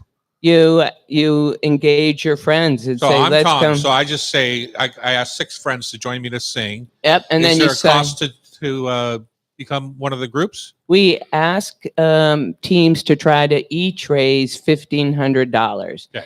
And we have a $250 registration fee that we never enforce. So you want to include. But You want to be inclusive, the- but it is a fundraiser. Yeah, it is a fundraiser. Right. Although we historically we have 3 big school teams that come. You've got to have the adorable children. Yeah. So Are they grade schoolers or are they high we've got schoolers? SAS, Oh, Eastside Catholic, and Kamiak. So they range from elementary Oh, to so high cute. school. It's so cute, but they're not a totally effective fundraisers. Okay, so now I've got my team. Now I go out to all my golf buddies and I say, yes, I need $100 from you, each and every one of you, and I need it now. and it goes to your team website Okay. that we keep track of, and the prizes are called Figlanthropy. So, Big yeah. philanthropy. Did you bring that to the table, Pamela? No, It was no. there. Okay. There were many brilliant people doing this before I Okay. inherited it. And now I show up on what day? Saturday, December 6th. Okay. It's from 12 to 2:30. The big. Oh, it's not even that long. No. How It's can you even pre-funk the? It's your 12 team. o'clock. Your team figured out how to do it. It's called a flask. Oh, okay. So the teams perform on the street from noon to 1, and then we have a panel of esteemed judges Uh-huh. that award 2 categories, creative and choral. But the Figlanthropy is based on dollars, and then there's a People's Choice at the end, and the teams get to go up on stage and sing. And who usually wins People's Choice? The singers or the costumers? Singers. Singers usually win, huh? Singers. There's the team I'm looking for. There's 2 this year, Beaconettes and Emerald City Voices. They're real singers. Really? Yeah, they're spectacular. I was wondering We if have you to get knock like the them off their pedestal. Yeah, that's funny. Well, I was thinking like the men's gay chorus or something. Yeah. Do they come? No, but Oh. boy, that would be wonderful. Yeah. Get a group from the opera. And We did I read it? There's about 10,000 holiday Peop- revelers that Yeah, enjoy that the come process. Enjoy the So it's street. very festive and fun. Very festive. And it's going to be made more festive this year because out of the blue, we got an email from an entrepreneur in Forest Grove, Oregon, who makes figgy pudding baking kits. Is this this adorable Who one? knew? And it's a beautiful little self-contained box Wow. that it's made for kids to be able to do. And he's going to come to the event and sample figgy pudding, but we're so Oh. excited because no one knows what figgy pudding is. And you brought figgy pudding to the radio show. We I learned last did. week that in plum pudding there's no plums. There's So no are there plums. figs in figgy pudding? There are. Oh, okay. There are. And you can go online at figgypuddingkit.com and get one. Yes, they're $40 and they're all in. And you guys are going to get to taste them right now Awesome. with their very own warm caramel sauce. Yum. My guess Wow. is if somebody just wanted to write you a check for $5,000, they could not have to dress up or sing. Exactly. That sounds like Tom. Is that what you're going to do? There we go. I'm in. All right, Pamela. Thank you- you. Good luck on the event. You have a beautiful voice, though. Oh, do I? Yeah. I think you should come with the Holly Dollies. Well, I'm kind of built for that one. You bet, you bet. Thank you, guys. Thank you. Appreciate That's it. Pamela Higley, Executive Director of the Pike Place Market Senior Center and Food Bank. Look up her website and get active. Rachel Bell's going to join us. Woohoo. Chat on Cairo Radio. It's the Hot Stove Society Show, 97.3 FM. Who's all this? It's my turn. Yeah, get that out of here. Clear the area. Hi, how are you? And raise the mic. You know how to clear the area. How do you think I was standing in the back? Yeah. Cute hat. Thanks. It's because I had didn't do my hair. Yeah, secret's out. The wall of fame. Where's the? I need the figgy box, please. Hi. Hey, happening? All the things. You coming this weekend to say hi to Jack? Yes.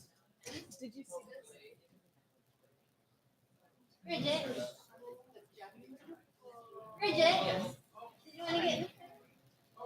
Take your time, Bridget. We got all day. We actually are 2 minutes Pretend ahead. like it's a tennis match. Yeah. Oh, I Then you wouldn't want to hurry off.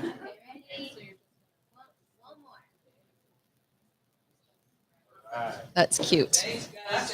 Thank you. Yeah, shipped all in with the little tartlet pans.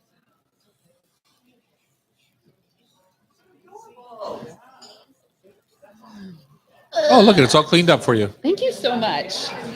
Appreciate that. Got my sandwich She's a bit of a radio rookie. I know. I Cam. think I know. Yeah, I'm She's gonna a bit of a rookie, so make sure you get her this mic right one for her. to make it up. I know. Which one is it? Oh, I was thinking to like tilt it up a little. Is that this Yeah. one maybe? Or both? Oh, yeah. Oh, Wait, look at that's that. no, it's too much. Okay. Ah, perfect. How's our Thank pal you. Tina? What's that? How's our pal Tina? I think she's good. I don't think I actually haven't seen her since you have, since we Oh, were at really? her house. Yeah. But it looks like her sister, they got another dog. Oh, really? Yeah. I offered him my dog. Oh, yeah, you have a dog now. Jackie- Well, Jackie has Jackie's a dog. dog. Yeah. Do you walk He's in the military dog? training camp right now. Really? Yeah. Actually? 6 weeks. Like he's in away. He's at Slumber Party camp. Yes. Wow. Poor Where is dog. He's It's so the most glorious 6 sad. weeks of my life. he? I hope to never have a dog. I've gone 45 3/4 years. Jackie So far, loves him. so good. She loves him. So Rachel, My- I'm just reading the email now, so you feel free to dump this in. Okay. Okay. Sure. We're back here in the kitchens of the Hot Stove Society with Rachel Bell, host of the James Spirit Award nominated podcast Your Last Meal and the Emmy nominated TV show The Nosh. Emmy Oh. nominated. Did that just happen, or has that been that way? That happened last year. Nominated because I didn't win. But you know what? 2026, baby. There it is. You know, I was nominated 30 times for a James Beard Award, and I've only won 3 of them. So there you go. You also have a cookbook called Open Sesame I do. that, oddly enough, features sesame seeds. That is true. Yeah. Tahini, black sesame seeds. Last night, for the first time, I made a tahini sauce with black sesame. I'd never done that before, just like with the garlic and the lemon and the water. Uh-huh. Turned out good. You know who your least favorite fans are for that book? People with diverticulitis. I know. The last person I dated couldn't eat sesame seeds. And I was like, this is an that why you- interesting match. This- That's why, yeah. that's why you- Done. Done. Hit the street, buddy. Yeah. All right, so tell us what you're up to. Well, I am up to shooting the 3rd season of my Cascade PBS show called The Nosh, which is a Pacific Northwest food and drink show. But I'm here to talk about sandwiches today because have you noticed that we're having a lot more East Coast influence on the food in Seattle? Finally. Yes. So I think that we Now, finally I'll just have. disagree with you a little bit on that. I know that's a shocker. It's not East Coast influence. It's good chefs choosing to make sandwiches. Well, Let me set it up first. Let me set it up. So first in Seattle, I feel like we have good pizza now. Then people were complaining about bagels. Now we have very good bagels in Seattle.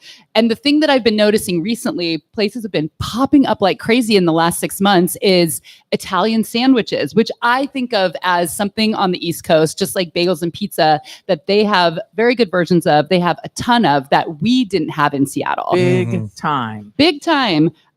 So yeah, I think it does have to do with good chefs, but I'm wondering if it has to do with A, more East Coast transplants, B, the fact that things cost more money to make now and it's more expensive to go out to eat. So places are opening up more affordable options where you can eat under $20, which is pizza, bagel, sandwich. It's a discussion right now. Yeah. So I have a few places that I've been recently. Can Nice. What Becky has? I have a question. What is an Italian style sandwich? Okay, so I think that there are 2 versions. I think there's the Italian American version, and then there's the Italian, and we have both in the city. To me, the Italian American version is the hoagie, and it often has like the shredded lettuce, and you get a Jersey Mike's or Subway or some Tats for a local version. but not necessarily shredded lettuce. Whatever. I feel like a lot of the time, because then you get the oil and vinegar on it. Not all of the time, but a lot of it. Pepperoncinis, Italian meats and cheeses. And then I think the Italian version is a simpler version where you have the Italian meats and cheeses. You don't have all the shredded lettuce. Usually there could be arugula, different kinds of spreads. And in Seattle, it seems like almost all of the sandwiches are on focaccia right now, except for my favorite one. Have you guys been to Post Alley Pizza for their hoagie? No. No. You have, Tom? Yeah, it's delicious. It is so delicious. So Post Alley has been around since the 90s, but it's changed ownership so many times and it's been getting a ton of attention for its pizza and now these hoagies. So they make their own rolls and they are just covered in sesame seeds. The roll is so good. It's chewy and fluffy inside. You get all these Italian meats. There's the salami, the ham, the spicy coppa, and most importantly, the sharp provolone. It's not that kind of tasteless, mild provolone. It's very salty and sharp. You get a mix of chicory and shredded lettuce and shaved red onion and then an Italian dressing. And if you know what's up, you get the hoagie jazz, which when I order it, I do jazz hands. The hoagie jazz is this spread of anchovies, Calabrian chilies, and garlic. Wow. And that just kind of lights it up with umami and spiciness and saltiness. Oh my God, it's so good. Tom, you don't look impressed. 100% impressed. Delicious. Yeah. Okay. It's really good. Yes. That's his resting bee face. It's his resting No, sandwich I was just face. thinking about, because we have sandwiches at Serious Pie too, but we don't do that Italian hoagie style.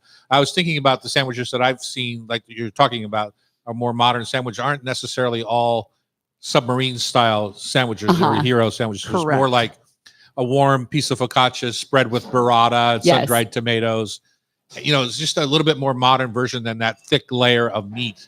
Well, I think of that as more of an Italian version than a modern version. And this is like the Italian American deli version. Yeah. Right. And I want to interject here is that I lived over on the East Coast in Boston in Somerville, and there was a deli down the street, and that's what they were.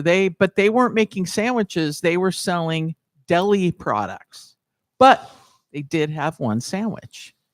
And it's what you described, Rachel. But they didn't. But this particular sandwich, and it's what I'm familiar with from Italy or even Spain, it's bread, it's meat, it's cheese.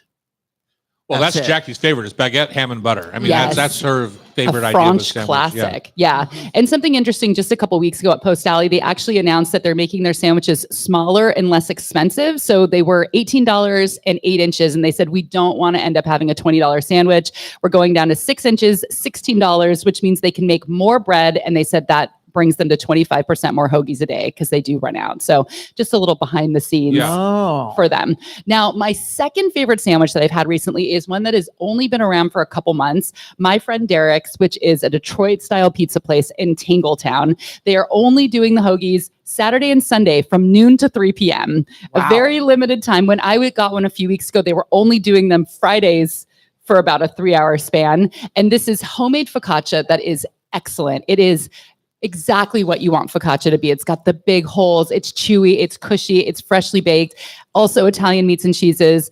I was there when it was the end in September of heirloom tomato season, and they had these big, gorgeous slabs of orange heirloom tomato, which they're not serving anymore because they're gone, which I Right. appreciate. Oh. And then they had some peppers and the shreddis and the mayo, and you could get the world's biggest pickle for $1 on the side. I didn't know what I was getting when I ordered that pickle. Kind of scared me, to be honest. Is it just a whole cucumber or what is it? It's like, I don't know, Oh, what's that? okay. Yeah, like yeah. a 6-inch pickle? Sure. It's a big one. Sure. But this is a family show, so we'll move on. Yeah. But that sandwich, You know, it's a 6-inch pickle. Yeah. yeah.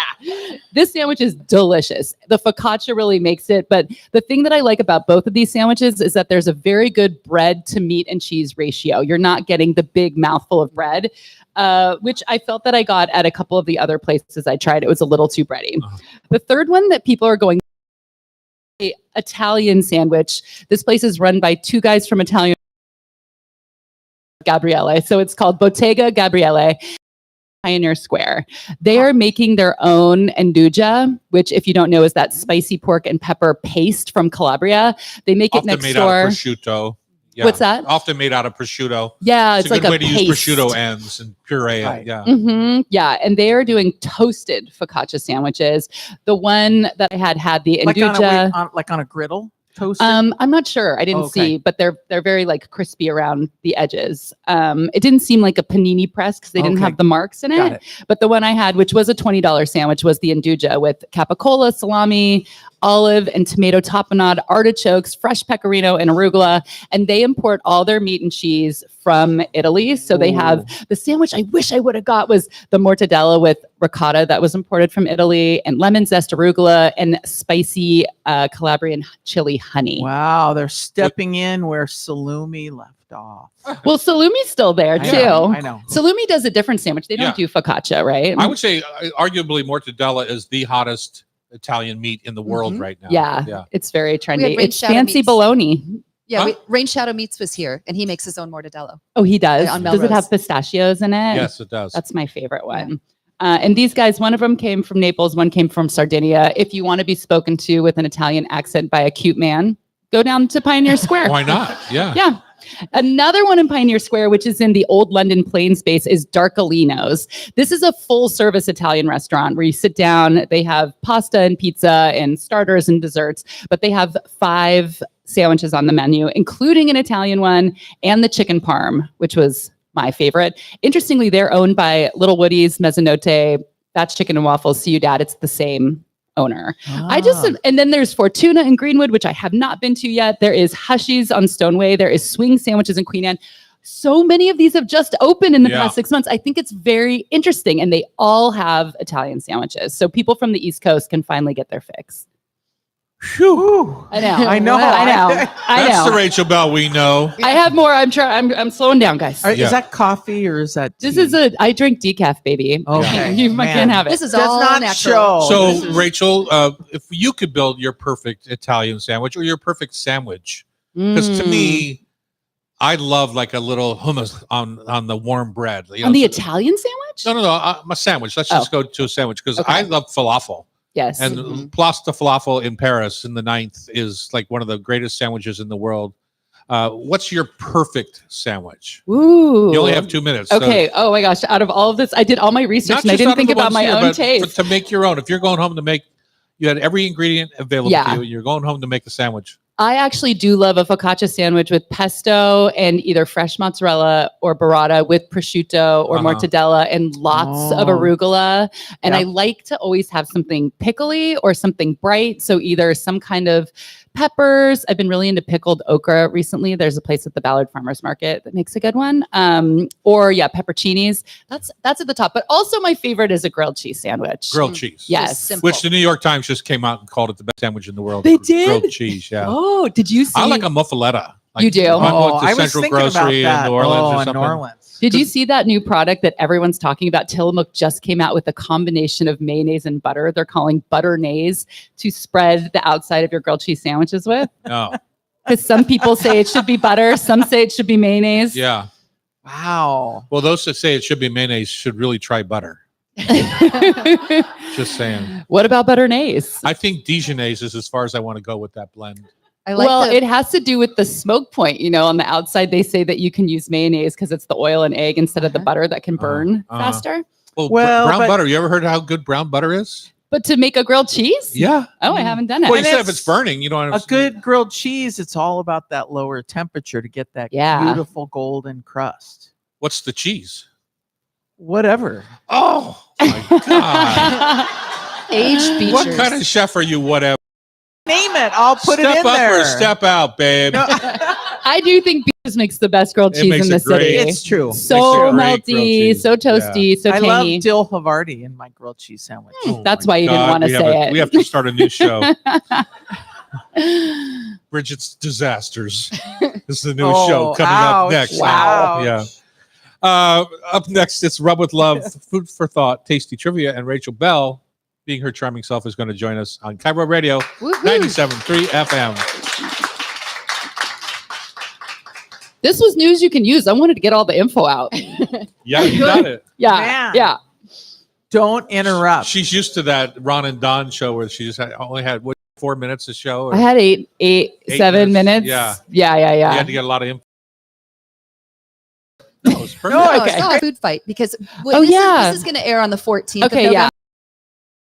Flying in to, we tried to get him today on en route right now. Yeah, they're en route. Okay, just for you guys who are here, I'm doing a big event tomorrow at the Neptune Theater. We're bringing in both of the hosts from America's Test Kitchen, Bridget Lancaster and Julia Davies. Can't remember her name right now. Julia Collin Davison. Nice. I'm going to know that by tomorrow, you guys. I'm Yeah, going to you know better it. work on that. And it's a mix of what they do, which is traveling around the country, kind of going behind the scenes of America's Test Kitchen because it just turned 25. And then this event I do called Food Fight, where food trivia, bringing people up to do these games. And we have really amazing prizes. So that's tomorrow night. We've sold 500 tickets. We have only a few left. Do you So still have the VIP available? yes, that's a special. So actually, you'd have to do that by today because you have to talk to the sales no, but I'm guy. just saying if anybody. Oh yeah, if anyone, it's like a $1,500 buy-in. But Does you all the get- money go to you? all of it goes to me. Yeah, you can actually pay me for that. Meet me in the Just alley. pay right now. Yeah, just right You don't even now. have to worry about it. And then you get their book comes with the ticket. So Is there a tomorrow cash night at the discount? Neptune, They're going to What? do demos. And, Cash discount? cash discount. Yeah. Yeah, 5-finger discount. and then you've got another event coming up that you couldn't talk about on the radio. But you can yeah, talk the about one it. on Monday sold out Uh, at Town Hall. We are on the radio Right, still. but this won't go on. Oh, right. Yeah, this won't be. And then on, I have to look it up, Gobble Up, which I heard Oh. last week you had Willie on. She's going to be there as well. Yeah. So Gobble Up, this is November 15th. I'll be signing my cookbook 1 to 2 p.m. That's at the Magnuson Park What is Hangar. is it just a walk around event, that gobble up Yeah, thing? it's the people who saw put signs. on Urban Craft Uprising. Oh, So okay. instead of it being homemade jewelry and art, it's all food products and like things you would want in your kitchen or your pantry. Oh, fun. Yeah, Fun. they have cookbook authors all day. They have demos all day, and they do it in Portland too. It's this weekend. So Nice. yeah, and I'm going to meet Willie. We're going to have coffee That's before. awesome. She's Yeah. great. Welcome back. It's time for Food for Thought. Taste Trivia. Rub with Love is available all across the country and fine retailers like AJ's Fine Food, where I shop. I'll be buying it this weekend. And A&J. One of my favorite things when they ask me to go shopping to make dinner when I'm down in Scottsdale and they send me to AJ's and Rub with Love products. Depletion. Do you tell them Oh, who you're you just are? bumping up your No, numbers. I always thank the butcher department. Anyway, Nugget Markets around Sacramento and Kowalski's Markets in Minneapolis, St. Paul. If you can't find our brand in your neighborhood, please visit us at tomdouglas.com. course, Amazon, anywhere online. All right, Bex, let's play. All right, we've got 3 contestants. Rachel Bell is our special contestant number 2, and the winner will 5 questions each. The winner will pick out someone in the audience to walk through the gift shop and pick up a Rub with Love Spice Blend. All right. All right, so we're going to start with Bridget. Okay, Becky, I'm All- ready. Okay. Number 1, what is the name of the traditional British process that involves splitting a fish open, salting it, and cold smoking it, especially for herring? Whoa. Kippers. Yeah. You got it. Good job. Kippering. Good Well done. job. This is the final product. Yes. The process is kippering. Kippering. So You got it. I think she only gets half a point for No, that. she gets it. Number 2, which grocery chain originated the 365 everyday value brand offer Whole affordable Foods. Whole Foods it is. You're on fire. That was my thesis for my master's. Oh, About Whole Foods? It was about Whole Foods and their supply chain. you get and your their master's? management. I did. Oh, okay. okay. A I'll master's read in- number 3. What is the term for the French culinary technique moist during cooking? Well, it could be. Oh, and it's show barding off. is where you're wrapping the outside. Wow. Okay, let's see if we can stump you. Glad I here. didn't get Again, this half round. point. What grain must make up at least 51% of mash in bourbon? What What grain? in bourbon? Mm-hmm. Some Corn. people would argue if it's a grain or not. It's What? grain. Grain-like substance. Corn it is, yes. Okay. Yeah, no, corn's a grain. I thought you'd get stumped I on think that of corn Because being it's a grass. Well, it's a grass, but grasses produce grains. Number 5, multiple choice. Which country has the most doner kebabs per capita in Europe today? Is it Turkey, France, or Germany? Today, she says. I mean, the obvious guess would be Turkey. Mhm. Is that your final answer? What were the 3? France, Germany, or Turkey? I'm going to say France. Out of 5. Good job. Yeah. That's a tricky one. I was going to trick you on that one. Got to trick you I somehow. didn't know that one too. Okay, Rachel Bell. Ready? Yeah. Okay, number 1. What healthy fruit contains more potassium than a banana and was once called the alligator pear? Oh, avocado? Avocado, it is. Well done. Oh. Number 2 is multiple choice.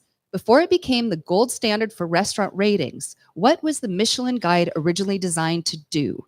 Rank eateries, sell tires, or provide roadmaps?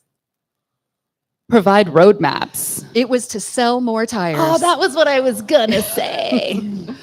But you know what's funny about that? You didn't. I know. I know. Number 3, polyphenols are naturally occurring compounds found in plants that act as antioxidants. In olive oil, they contribute to flavor, shelf life, and health benefits, especially anti-inflammatory and heart protective effects.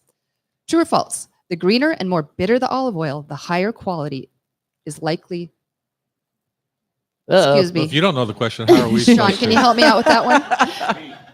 True or false? The greener and more bitter the olive oil, the higher its likely polyphenol content.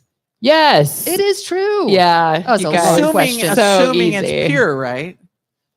She got it right, Bridget. Okay. Number No 4. questions at this time. What is the main source of protein in a classic Tuscan ribollita soup? Would you Well, like I know that's options? the bread soup. Would you I like thought some it was a options? vegetarian soup. The protein. Yeah. Pancetta, cannellini beans, or lentils? Cannellini beans. Cannellini beans it is. There you go. Okay, Good job. Final question. You're either going to tie with Bridget or not. What Eastern European dumpling, often filled with potato, cheese, and sauerkraut, shares its name with a Polish word meaning little ear? Oh, that's a pierogi. That's a pierogi. 4 out of 5. Ooh. Nice work. Way Okay, to we pull got it a out two-way there. tie this At the end. so far. All right, Tom. All right. I'm just going to give in right now. You guys are too tough. That's not allowed. Plus, Tina's going to help me. What? Oh, Trina's going to help. Of course Trina's she will. Trina's gonna Of help. course she I will. called her Tina. Trina's going to help me. Which popular holiday ingredient is also known as marshwort and nicknamed because the bounce berry? Sean, can you help me out one more time? All right. Tom, number 1. Which popular holiday ingredient is also known as nicknamed the bounce berry for the way it springs when Oh. ripe? Cranberry. Cranberry it is. Oh, that was so easy. When was Really? the last time you called a cranberry marsh word? I've never found them to spring when poked. Multiple choice. What unexpected ingredient does Martha Stewart add to her classic lock? Sean's busy today. Sean, I owe you lunch. Number 2, multiple choice. What unexpected ingredient does Martha Stewart add into her classic latke batter to make them extra light and fluffy? Would that be yogurt, a beer, or a whipped egg white? Oh, Martha. What sort of batter? Latke batter. Latke batter. Last week we had a She's latke. making latkes? Yeah. Well, not only is she making them, but she's all adulterating them. Sounds like it. I'm like, none of those things belong in a No. latke. Well, egg whites Yogurt, do. beer, or egg, Egg whites. Martha. Martha. You're going to Jewish Martha, jail, Zen. Martha. Martha. Martha. I'll say egg whites. It's actually beer. Beer, yeah. In particular, a light. How does that Lager. even work? It gets so wet. Yeah. That's why I'm so confused. Frustrated with that question. Yeah, me too. Yeah. Stay out of Hanukkah, Martha. Martha. Hopefully she's not listening. Yeah, I hope All so. right. Hope not. Number 3. What savory dish has a misleading name, contains no dairy, and is made from meat simmered until tender and set in a jelly-like broth? Aspic. But what's the dish called? It's misleading. There's no dairy. Well, why would I want to know if it's misleading? Head cheese. I'm an honest guy. Oh, Head cheese. cheese. Okay. Gross. I heard oohs all over. Trina, what happened? Number 4, a Chinese gooseberry is more commonly known as what fuzzy tangy fruit? Fuzzy, tangy fruit. Kiwi. A kiwi it is. oh. Final question. Which key ingredient in a traditional pecan pie is a byproduct of refining sugarcane? Molasses. Molasses. 3 out of 5, but the Just not- ladies have a just- tie. Okay, let's So let's just see who Okay. Yell wins. it Just out. shout it out. Do we get to mud wrestle to the death? Oh, We only have honey man. here. Pudding wrestle? Honey. Okay. All right. What is the Italian sweetbread traditionally enjoyed over the holidays? Oh, I know this. It's a square and you can get it at a chef shop. What is it called? I love it. Starts with a P. Yeah, does. You take it. All Pan Panettone. atone. Woohoo! Good job. You both win.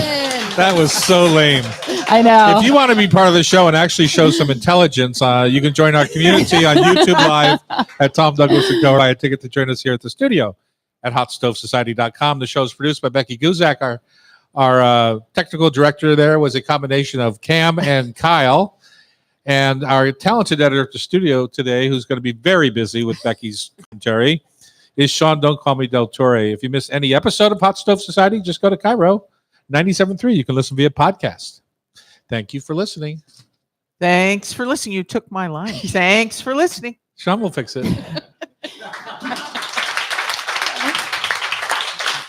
Okay, just quiet on the set for 1 minute if we could. Hi, I'm Chef Tom Douglas. And I'm Chef Bridget Charters. Today on the radio show, Stove Society show, we explore the art of macarons with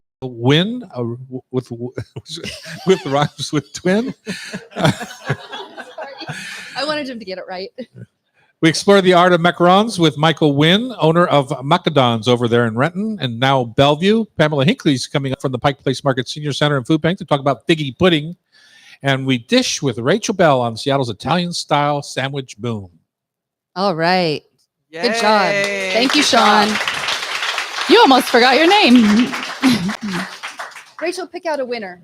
Ooh, who wants to win? Who feels like winning? You win! Yay!